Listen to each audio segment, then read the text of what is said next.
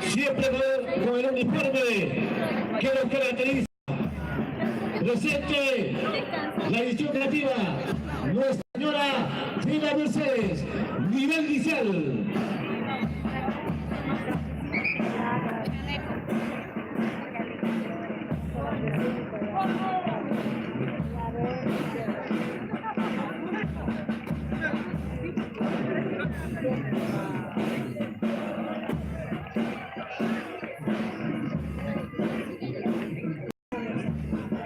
El día de hoy, el pueblo de Manta brinda fríamente un voto de confianza a nuestro querido pueblo, con la fe y esperanza de un pueblo verdaderamente dispuesto a unirse bajo una misma bandera, la roja y blanca.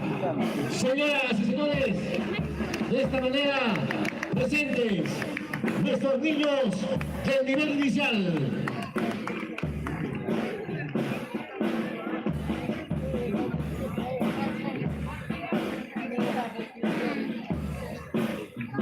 Instantes en que ya tenemos también la presencia ingresando a la pista de desfile.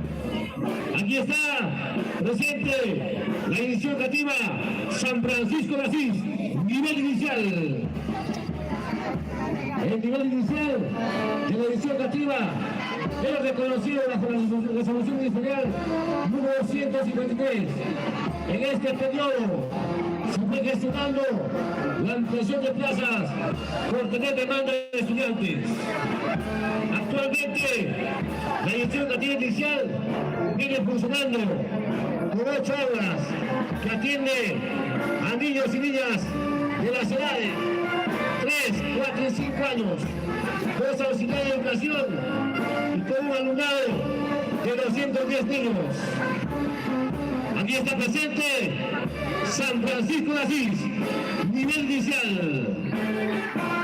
Subdirectora, la profesora Betsa Bustamante Vergara.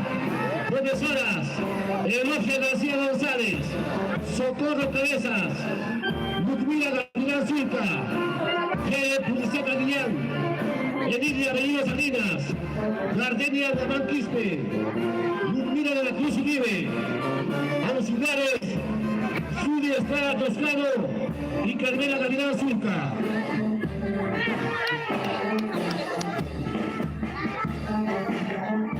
De esta manera, haciendo su paso por el estado oficial, nuestros niños del nivel inicial del colegio San Francisco de Asís de Manta.